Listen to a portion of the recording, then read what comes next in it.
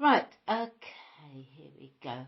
Hi and welcome to Book Talk Radio. My name is Claire Perkins and today I'm talking to Richard Wall, author of Evel Knievel and the Fat Elvis Diner. Hi Richard, thank you for coming on Book Talk Radio. Hi Claire, thanks for inviting me. My pleasure. Well, that's one fabulous title, Evel Knievel and the Fat Elvis Diner. Please, I beg of you, enlighten me. What's that all about? Well, the story is about a man's stream of consciousness reminiscence about his childhood, which is triggered by an email. It's an email that I received a few years ago. Okay. And the email took a long time to download, and all that came up was the subject title, and that sparked something in my head, and which sparked the stream of consciousness, and reflected back to my childhood in the 1970s. Okay. When Evel Knievel was all about. So I remember that. Yeah, you and I are the same age. I saw your year of birth, so I'm not going to say anything. Okay. Because it makes me look old then. So your bio says you're a self-confessed Delta blues anorak. Now, I love the blues, but didn't know about this type, or genre as it were. How does it differ from other blues music? You tell me. Come on, be an anorak. Okay, Delta blues comes from originates in the Mississippi Delta region. Okay. Northwest Mississippi. And it's basically it's the forerunner to all blues music now. Really, it's how can I put it? Traditionally, it's one man, one guitar, and very sort of basic music. And I think it's amazing. Okay. Your first book, Fat Man Blues, was inspired by a pilgrimage to America's Deep South and apparently a bizarre encounter in Mississippi. Mind boggles. What was the bizarre encounter? There's a juke joint in Clarksville, Mississippi. It's called Red's Lounge, and I was there with some friends visiting Mississippi. One night, me and my friend went to Red's, and there was Red, the owner, and this very large local guy who was inebriated, shall we say. We got talking, and this guy said that Mississippi was all about these days was kind of a blues theme park for white people. So we were talking about that. It was a very interesting conversation. And then a bit later on, I was sort of taking photographs of the bar, and I said, "Can I take a picture, please?" And he said, "Absolutely not." But very straightforward, and the mood changed. I said, "Okay, that's cool." So I said, "My name's Richard. What's yours?" At which point he stood up and said, "I'll get back to you on that," and at the bar. So that was an interesting start to the evening. And then a bit later on, a few beers down the line, my friend said, "That scene in Red would make a great opening to a short story." So when I came home, I started writing what I thought would be a short story, but no idea where it would go. I just began writing that scene. And 3 years later, I've got a novel out of it. So oh, right. It just came from nowhere. So yeah, it's okay. And things happen. And 5 pairs of shorts. I love the title of your books. Your short story collection came about in part from your attendance at a small writing group somewhere in England. Can you tell me a little bit about the stories? Yeah, this 5 pairs of shorts is 10 short stories. This writing group was at a place where I used to work, and we would meet every couple of weeks and set up, give each other writing prompts. So each week, one person would give a writing prompt. We each had to write a 1,000-word story. Right. This is a collection of mine. And it's an eclectic bunch of stories. I've got one about a young man at a filling station in Tennessee, dreaming of a better life. I've got another one about 2 blues enthusiasts who discover a Delta blues legend who's still alive, so they go and see him. Another one's about a guy who races dragsters, looking back on his life. Right. And I've got 4 stories based on around 4 London gangsters and their relationships in prison. I really enjoyed writing those. Right. I even got one set on board a nuclear submarine.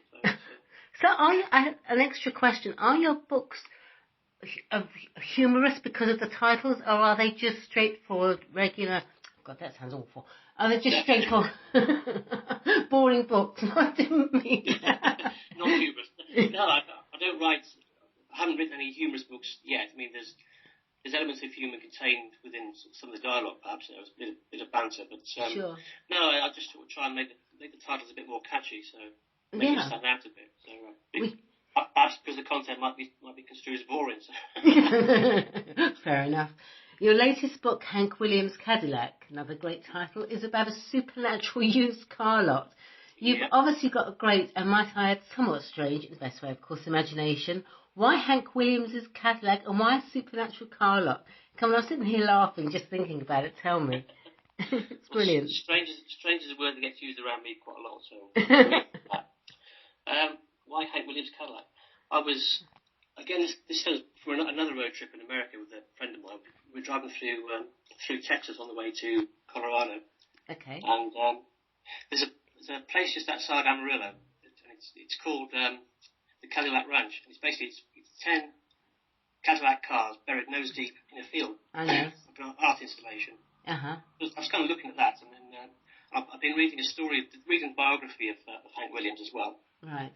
And in which he actually dies in the back seat of his Cadillac. Oh.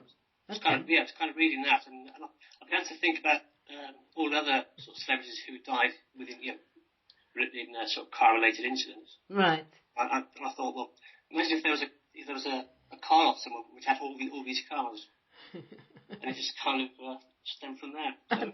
I think that's such a great idea. I love it. So you're obviously a lover of the USA. You've obviously travelled extensively. So where else have you gone? In the USA, that is. In the USA? Yeah. Yeah. Well, I used to be in the Navy on board nuclear submarines, so okay. I've quite a bit with that. So I've been to Florida, Rhode Island. I've got friends in Oklahoma City who've been there many times, and they've also got a place in Colorado, so I've been there. Spent some time with the American Navy in California as well, San Diego. So. Okay, yeah, I know. That's just interesting because I used to travel out there a lot many years ago for family business. We used to sell ranch holidays. So when you say places like Texas and the little planet, not that Amarillo's little, it's just it brings back memories as well. It's always nice to talk to someone else and okay, fair enough. So apart from Delta Blues, The Pilgrimage, and your writing group, what else has inspired you to write? It could be anything. A song title, a phrase in a song. I once wrote an extended monologue about a little boy who was a submarine. That just stemmed from the title popped in my head one day going into work. Oh, right. I sat down and wrote the title, and then the rest of it just poured out. So. It could just be anything. So you see that you have the title first, and you write the book rather than the other way round, obviously. Pretty much, yeah. I've got a novel that's half finished, which I sort of abandoned when I started writing Fat Man Blues.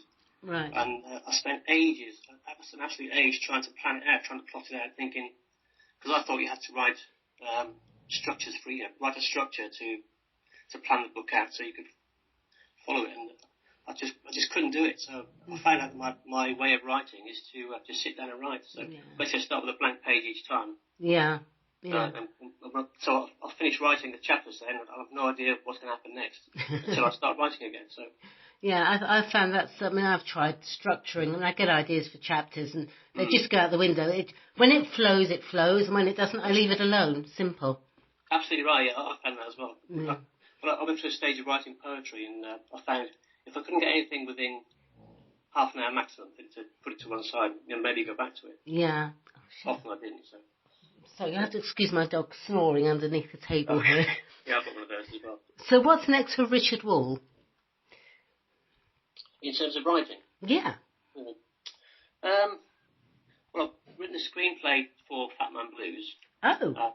My agent and I are, my agent's doing a lot of work trying to tap that round, trying to find a film production company. Right. So we've got that going on. I've just started the sequel to Fat Man Blues. It's called, working title, Alabama Charlie. Right. So I've started about 15,000 words into that. Mm-hmm. So, so the usual writer dreams of publishing fame and fortune. Where can Book Talk Radio listeners purchase your books? Mostly they're all on Amazon, right. .com and .co.uk. If you're in the Malvern area in Worcestershire, there's a few shops in Malvern that sell them. And if you happen to be in Clarksdale, Mississippi, the Delta Blues Museum has a few copies on sale. Oh, fantastic. Well, I must remember that next time I'm there. Yeah. Okay, thank you, Richard. Sorry? So tell your friends. Oh, absolutely. Okay, thank you, Richard. That was terrific. Please come back on Book Talk Radio when you finish your next book. I'd love to chat with you and hear more. In the meantime, good luck for the future. And thank you, everyone, for listening to Book Talk Radio. Bye, Richard. Thanks very much for your time, Claire. Bye. Bye.